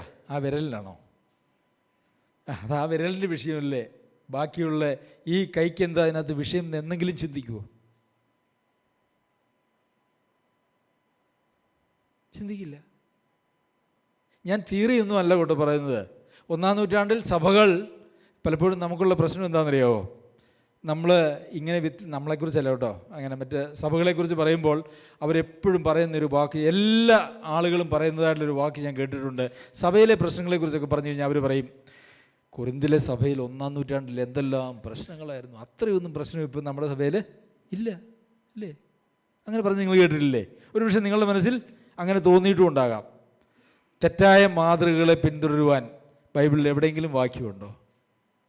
ഉണ്ടോ സാബു സൗര? ഇല്ല. എന്നാൽ ഒരു പ്രശ്നവുമില്ലാത്ത സ്നേഹം പെരുകിയും വർദ്ധിച്ചും വരുന്ന തെസലോനിക്ക സഭയുണ്ടല്ലോ, ഫിലിപ്പിയ സഭയുണ്ടല്ലോ, കൊലോസ്യ സഭയുണ്ടല്ലോ. എന്തേ നമുക്ക് മാതൃകയാകാൻ പറ്റാതെ? നമുക്ക് ഈ കുറച്ച് 2-ാമത്തെ ലേഖനം എഴുതുമ്പോഴത്തേക്കും കൊരിന്തിലെ സഭയിലെ കാര്യങ്ങളൊക്കെ ഒത്തിരി ഭയങ്കരമായിട്ട് വ്യത്യാസപ്പെട്ടിരുന്നു. നമുക്ക് ആ 1-ാമത്തെ ലേഖനം മാത്രമേ നമുക്ക് മാതൃകയായിട്ടുള്ളൂ. പ്രിയമുള്ളവരെ, വിശ്വാസികൾ രക്ഷയിലേക്ക് വന്നാൽ പോലും അവർ ദൈവകൃപയിൽ നിലനിന്നില്ലെങ്കിൽ എങ്ങനെയൊക്കെ വീണു പോകാം, ദൈവിക കൃപയിൽ നിന്ന് എങ്ങനെയൊക്കെ വീണു പോകാം എന്നുള്ളതിനെക്കുറിച്ച് നമുക്ക് പഠിക്കുവാനായിട്ടുള്ളൊരു പുസ്തകമാണിത്. ദൈവവചനത്തിൽ കലർപ്പില്ലാതെ മനുഷ്യൻ്റെ പാപങ്ങളും തെറ്റുകളും സഭയുടെ തെറ്റുകളും അത് അങ്ങനെ തന്നെ വിളിച്ചു പറഞ്ഞിട്ടുണ്ട്. അത് നമുക്ക് വരാതിരിക്കാനും അത് നമ്മൾ ആവർത്തിക്കാതിരിക്കാനും വേണ്ടിയാണ്. അതല്ലാതെ നമുക്ക് ന്യായീകരണമായിട്ട് അതിനെ കൊണ്ടു നടക്കുവാനായിട്ടല്ല.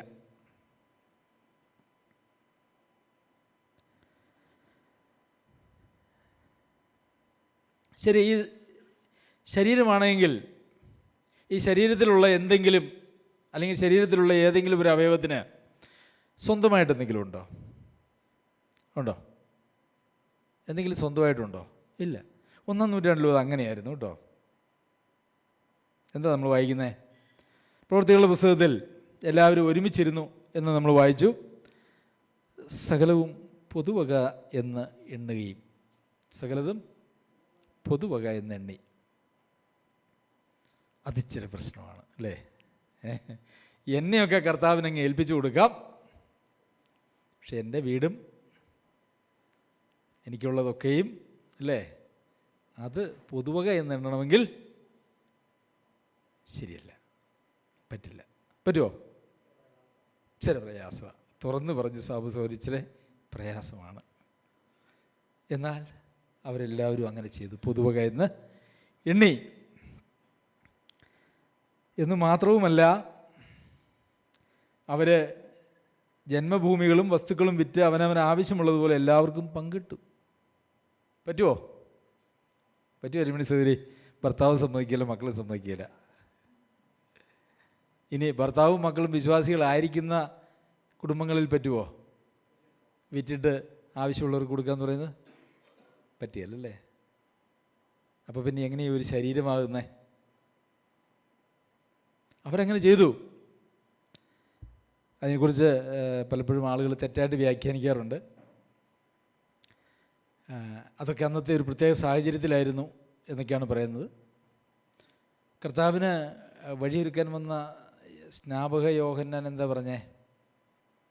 ഇവരാരും അവരുടെ വീട് എല്ലാം വിറ്റ് പിള്ളേരെയും ചെറിയ പിള്ളേരെയും വാർദ്ധക്യത്തിലുള്ള എല്ലാവരെയും സ്ട്രീറ്റിലേക്ക്, തെരുവിലേക്ക് വിട്ടിട്ട് അതൊക്കെ വിറ്റുകൊണ്ട് അപ്പസ്തലന്മാരെ കൊടുക്കുകയല്ലേ ഇത്.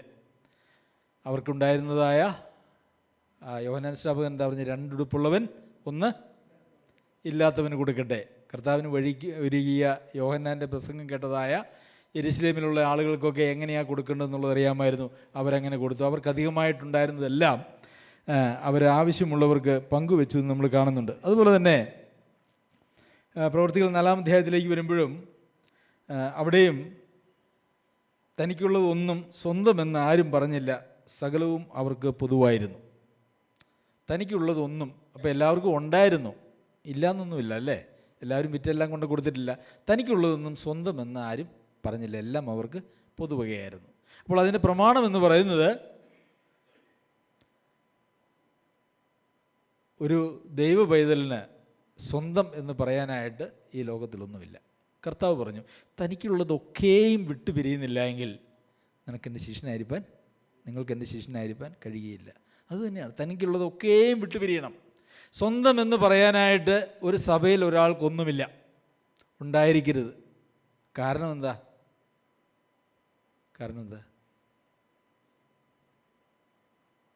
സ്വന്തമായിട്ടുണ്ടെങ്കിൽ നമ്മൾ ധനവാനാണല്ലേ? അല്ലേ? നമുക്ക് സ്വന്തമായിട്ട് ഒത്തിരി കാര്യങ്ങളൊക്കെ ഉണ്ടെങ്കിൽ നമ്മൾ ധനവാനാണ്. ധനവാൻ സ്വർഗ്ഗരാജ്യത്തിൽ കിടക്കുമോ? കിടക്കില്ല. നാം കർത്താവായ യേശു ക്രിസ്തുവിനെ സ്വീകരിച്ച് നമ്മളുടെ ജീവിതത്തെ കർത്താവിനെ ഏൽപ്പിച്ചു കൊടുത്തപ്പോൾ നമ്മെ മാത്രമല്ല, നമുക്കുള്ളതെല്ലാം അതിൻ്റെ കൂട്ടത്തിൽ അങ്ങോട്ട് പോകും. അങ്ങനെ എല്ലാം അങ്ങ് പോകുമ്പോൾ നമ്മുടെ അതിന്മേലുള്ള സർവാധികാരം നഷ്ടപ്പെട്ട് നാം പിന്നെ അതിൻ്റെ കാര്യസ്ഥകളായിട്ട് അങ്ങ് മാറുകയാണ് ചെയ്യുന്നത്. അപ്പോൾ നാം ധനവാനല്ല. ആധാരം എൻ്റെ പേരിലായിരിക്കും, പക്ഷേ കാര്യം പൊതുസഭയുടേതാണ്, സഭയുടേതാണ്, ദൈവരാജ്യത്തിൻ്റെയാണ്. എനിക്കെന്തെങ്കിലും ഉണ്ട്, എൻ്റെ സ്വന്തമാണ് എന്ന് പറഞ്ഞാൽ ഞാൻ ധനവാനാണ്. ധനവാൻ സ്വർഗ്ഗരാജ്യത്തിൽ കിടക്കുക എന്ന് പറഞ്ഞ പരിപാടിയില്ല. കർത്താവ് എങ്ങനെയാണ് ഈ ധനവാനെ സ്വർഗ്ഗരാജ്യത്തിൽ കിടക്കുന്നതെന്ന് അറിയാവോ? കർത്താവ് ആളെ അങ്ങോട്ട് തന്നെ സ്വന്തമാക്കും. അപ്പോൾ ആളുടെ എല്ലാം കർത്താവിൻ്റെ സ്വന്തമായി. ആ ആൾക്കൊന്നുമില്ല. അയാൾ എന്ത് ചെയ്യും? ഞാൻ നിന്നെ ഇതൊക്കെ അങ്ങ് ഏൽപ്പിച്ചിരിക്കുന്നുണ്ട്. നിന്നെ വീട് ഏൽപ്പിച്ചിട്ടുണ്ട്, നിന്നെ കുറച്ച് കൃഷിഭൂമി ഏൽപ്പിച്ചിട്ടുണ്ട്, കുറച്ച് പൈസ ഏൽപ്പിച്ചിട്ടുണ്ട്. നീ അത് വേണ്ടുന്നത് പോലെ കൈകാര്യം ചെയ്തോണം. അത് നിൻ്റെ അല്ല, അത് എൻ്റെയാണ്. അപ്പം നമ്മളാരാണ്? നമ്മൾ ജോലിക്കാരാണ്. ഇപ്പം ഞാൻ ബാങ്കിൽ ജോലി ചെയ്തുകൊണ്ടിരുന്നപ്പം ഞങ്ങളുടെ സേഫിൽ പലപ്പോഴും 5 കോടി 8 കോടി 10 കോടി 15 കോടിയൊക്കെ പൈസ ഉണ്ടാവാറുണ്ട്. അപ്പോൾ താക്കോലും എൻ്റെ കയ്യിലുണ്ട്. എൻ്റെ കയ്യിൽ മാത്രമല്ല, വേറൊരു ഓഫീസർ 2 പേര് കൂടിയാലേ തുറക്കാൻ പറ്റുള്ളൂ. താക്കോലും എൻ്റെ കയ്യിലുണ്ട്. എനിക്ക് അതിനകത്തുനിന്ന് തുറന്ന് ക്യാഷ് എടുത്ത് രാവിലെ എടുത്ത് കൊടുക്കും, അല്ലേ? താക്കോലും ഉണ്ട്, പൈസയുണ്ട്. ഞാൻ ആരാ? എൻ്റെ ആണോ പൈസ? അല്ല, ഞാനവിടെ ഒരു കാര്യസ്ഥൻ മാത്രമാണ്, ഒരു തൊഴിലാളി മാത്രമാണ്. ഒരാൾ വീണ്ടും ജന്മം പ്രാപിച്ച് ദൈവസന്നിധിയിലേക്ക് വന്നാൽ അദ്ദേഹത്തിൻ്റെ ഐഡൻറ്റിറ്റി നഷ്ടപ്പെട്ട് അദ്ദേഹം ഒരു ശരീരത്തിൻ്റെ അവയവമായിട്ട് അങ്ങ് മാറുമ്പോൾ അദ്ദേഹത്തിനുള്ളതെല്ലാം ആ ദൈവരാജ്യത്തിൻ്റെ പൊതു സ്വത്തായിട്ട് അങ്ങ് മാറുകയാണ് ചെയ്യുന്നത്. അതുകൊണ്ടാണ് കർത്താവ് പറഞ്ഞത്, എന്നെ പ്രതിയോ സുവിശേഷത്തെ പ്രതിയോ നിലങ്ങളെയോ വീടുകളെയോ മാതാപിതാക്കന്മാരെയോ മക്കളെയോ സഹോദരന്മാരെയോ സഹോദരികളെയോ നിങ്ങൾ വിട്ടാൽ നിങ്ങൾക്ക് ഈ ലോകത്തിൽ തന്നെ എത്ര മടങ്ങാ? 100 മടങ്ങ് നിലങ്ങൾ, വീടുകൾ, സഹോദരന്മാർ, സഹോദരിമാർ. പക്ഷേ അതിനകത്ത് ഭാര്യമാർ മാത്രം പറഞ്ഞിട്ടില്ല കേട്ടോ, ബാക്കിയെല്ലാം ഇവിടെ പറഞ്ഞിട്ടുണ്ട്. നിങ്ങൾക്ക് 100 മടങ്ങി കിട്ടുമെന്നാണ് പറഞ്ഞേക്കണേ. അത് ഈ ലോകത്തിൽ തന്നെ കിട്ടുമെന്നാണ് പറഞ്ഞേക്കണേ. എങ്ങനെയാ അതൊരു യാഥാർത്ഥ്യമായി തീരുന്നത്? കർത്താവ് വെറുതെ പറഞ്ഞാണോ? അല്ല, അത് യാഥാർത്ഥ്യമായി തീരുന്നത് ഒരു സഭയിൽ ഒരാൾ അംഗമായി തീരുമ്പോഴാണ്. സഭയിലുള്ള എല്ലാവരുടെയും സ്വത്ത്, അവർ സഭയിലെ ഒരു അംഗമാണെങ്കിൽ ആ സ്വത്തിൻ്റെ ഉടമസ്ഥത ദൈവത്തിൻ്റെ കയ്യിലാണ്. അതിൻ്റെ കാര്യവിചാരകത്വം മാത്രം നമ്മുടെ കയ്യിലാണ്. ഇത് കഠിന വാക്ക് അല്ലേ? ആർക്ക് അനുസരിക്കുക? സഹോദരൻ, ഞാൻ പറയുന്നതിൽ എന്തെങ്കിലും തെറ്റുണ്ടോ? ഒരു തെറ്റുമില്ല എന്നാണ് ബാബു സഹോദരൻ പറയുന്നത്. വചനപ്രകാരമാണ് ഇത് പറയുന്നത്. ശരി, അപ്പോൾ നമ്മളെല്ലാവരും കാര്യവിചാരകന്മാരാണ്. നാം ഒരു സഭയിലെ അംഗമാണോ? നാം ഒരു ശരീരത്തിൻ്റെ അവയവം, ക്രിസ്തുവിൻ്റെ ശരീരമായിരിക്കുന്ന സഭയുടെ അംഗമാണോ? നമ്മുടെ കാര്യവിചാരകത്വം നാം ശരിയായി ചെയ്യുന്നവരാണോ? ഒരു വലിയ ചോദ്യമാണ്. സമയമായി വരുന്നു. ഓക്കെ, മറ്റൊരു കാര്യം. അപ്പോൾ നമ്മൾ ഇപ്പോൾ ഏതൊക്കെ കാര്യങ്ങൾ കണ്ടു?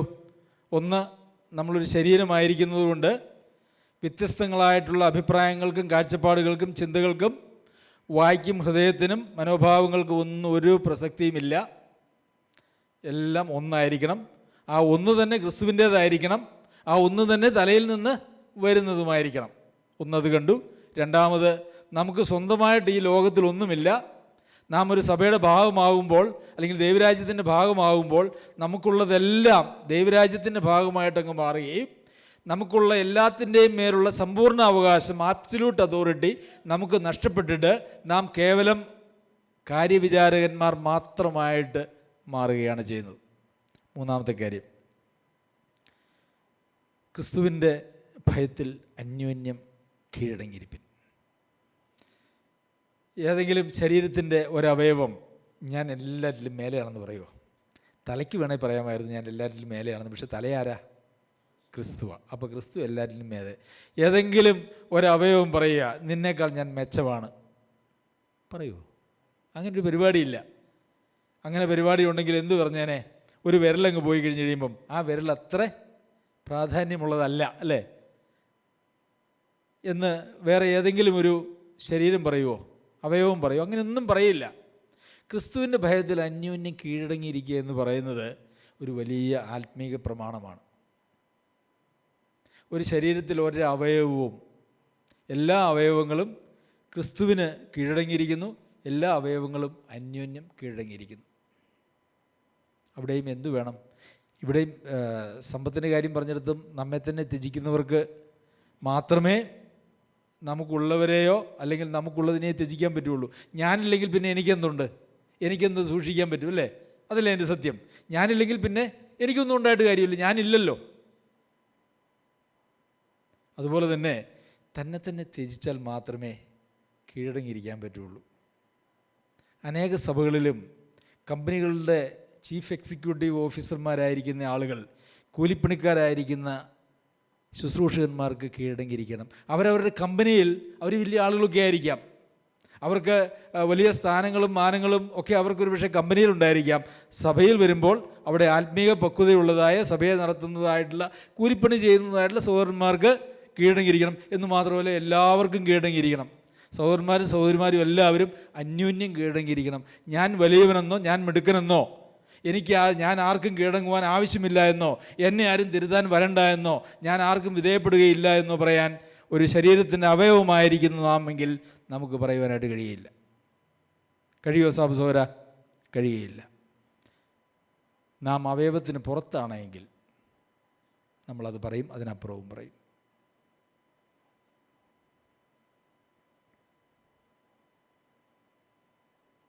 സഭ എന്ന് പറഞ്ഞാലേ അതൊരു ചെറിയ കളിയല്ല. സഭയിൽ തന്നെ പല ബന്ധങ്ങളുണ്ട്.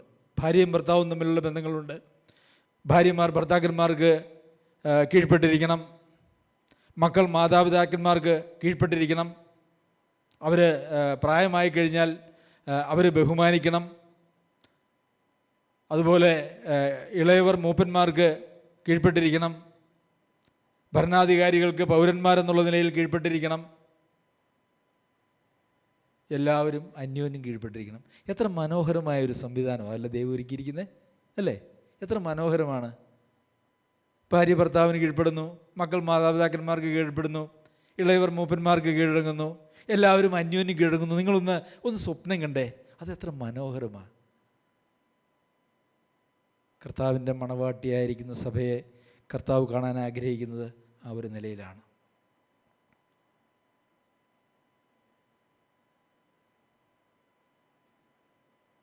സഭയെന്ന് നാം അഭിമാനിച്ചുകൊണ്ട് നാം ജീവിക്കുമ്പോൾ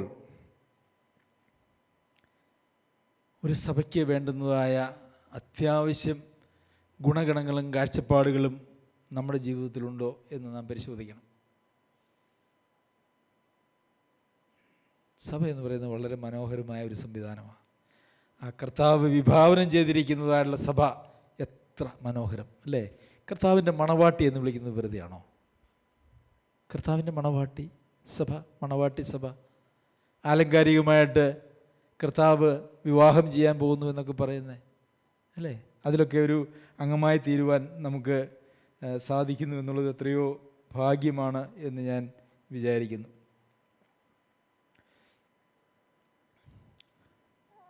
ഈ സഭയെ സംബന്ധിച്ച് പറയുമ്പോൾ ഒരു സഹോദരൻ പിഴച്ചാൽ എത്ര വട്ടം ക്ഷമിക്കണം? 7 വട്ടം മതിയോ എന്ന് ശിഷ്യന്മാർ ചോദിച്ചു. എന്താ കർത്താവ് പറഞ്ഞേ? 70 വട്ടം. അത് എത്ര ദിവസമാണ്? ഒരു ദിവസം ഒരു സഹോദരൻ തെറ്റിപ്പോയാൽ എത്ര വട്ടം ക്ഷമിക്കണം? 7 വട്ടം മതിയോ? പോരാ, 70 വട്ടം എന്ന് പറഞ്ഞാൽ ക്ഷമിക്കുന്നതിന് യാതൊരു വക ലിമിറ്റും ഇല്ല എന്നാണ്. എന്നാൽ സഭയിൽ ഭിന്നത ഉണ്ടാക്കുന്ന ആളെക്കുറിച്ച് എന്താ പറഞ്ഞേക്കണേ? 1-2 വട്ടം ബുദ്ധി ഉപദേശിയെ കളഞ്ഞേക്കുക. അവിടെ ക്ഷമയ്ക്ക് പ്രസക്തിയില്ല.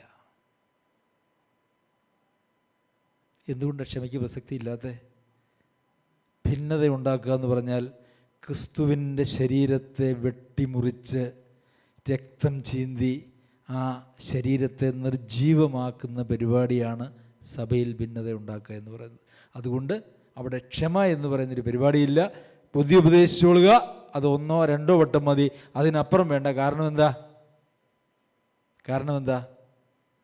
രക്തം വാർന്ന് അങ്ങനെ ഒഴുകി ആ സഭ കാലക്രമത്തിൽ നിർജീവമായി പോകും, ജീവനില്ലാത്തതായി പോകും. അപ്പോൾ സഭയ്ക്ക് ഒരു നിർവചനമാണ്, അതിനെക്കുറിച്ച് പറഞ്ഞാണ് നമ്മൾ ആരംഭിച്ചത്. ഞാനൊരു നിർവചനം ഞാനത് എഴുതിയിരിക്കുന്നത് ഇംഗ്ലീഷിലാണ്, ഞാനതിനെ മലയാളത്തിലാക്കി ഞാനത് പറയാം. സഭ എന്ന് വെച്ചാൽ സ്വയം ത്യജിച്ചതായിട്ടുള്ള വിശ്വസ്തരായിട്ടുള്ള ആളുകളെ ഒരു ശരീരമായി വിളിച്ച് ക്രിസ്തു തലയായി നിലനിൽക്കുകയും മുന്നൊരുക്കപ്പെട്ട സൽപ്രവൃത്തികൾക്കായിട്ട് ക്രിസ്തുയേശുവിൽ സൃഷ്ടിക്കപ്പെട്ടതും പൂർണ്ണമായും യോജിച്ചിരിക്കുന്നതും അവർക്കുള്ളതെല്ലാം പൊതുവായി കണക്കാക്കിയവരും ഒരേ വിശ്വാസം, ഒരേ സ്നാനം, ഒരേ ആത്മാവ്, ഒരേ കർത്താവ്, ഒരേ പിതാവ്, ഒരേ പ്രത്യാശ ഉള്ളവരും ഒരു ശരീരം പോലെ പൂർണ്ണമായ യോജിപ്പിൽ പ്രവർത്തിക്കുന്നവരും അന്യോന്യം കീഴടങ്ങുന്നവരും അന്യോന്യം സ്നേഹിക്കുന്നവരും അന്യോന്യം സേവിക്കുന്നവരും അന്യോന്യം പ്രബോധിപ്പിക്കുന്നവരും അന്യോന്യം കരുതുന്നവരും അന്യോന്യം ആശ്വസിപ്പിക്കുന്നവരും അന്യോന്യം തിരുത്തുന്നവരും അന്യോന്യം ക്ഷമിക്കുന്നവരും ദൈവേഷ്ടത്തിനു വേണ്ടി എന്തും തങ്ങളുടെ ജീവൻ പോലും ത്യജിക്കാൻ മനസ്സുള്ളവരുടെയുമായ കൂട്ടം സഭ. ഈ നിർവചനം ഒരു ബൈബിൾ സ്കൂളിലും നമുക്ക് ലഭിക്കില്ല. സഭ ഇതാണ്. സാങ്കേതികമായ ഒരു നിർവചനമല്ല, ഫങ്ഷണലായിട്ടുള്ള പ്രവർത്തന തലത്തിലുള്ളൊരു നിർവചനമാണ് നമുക്ക് സഭയ്ക്ക് വേണ്ടത്. പ്രിയമുള്ളവരെ, ദൈവം നമ്മെ സഹായിക്കട്ടെ. സഭ എന്താണ് എന്ന് അറിയില്ലായിരുന്നു. ഒരു സഭയിൽ എങ്ങനെയാണ് ഒരു സഭ ശരീരമായി പ്രവർത്തിക്കേണ്ടത് എന്നറിയില്ലായിരുന്നു എന്ന് കർത്താവിൻ്റെ നാളിൽ കൽപ്പനയിലെ സഭയിലെ ആർക്കും പറയാനിട വരികയില്ല.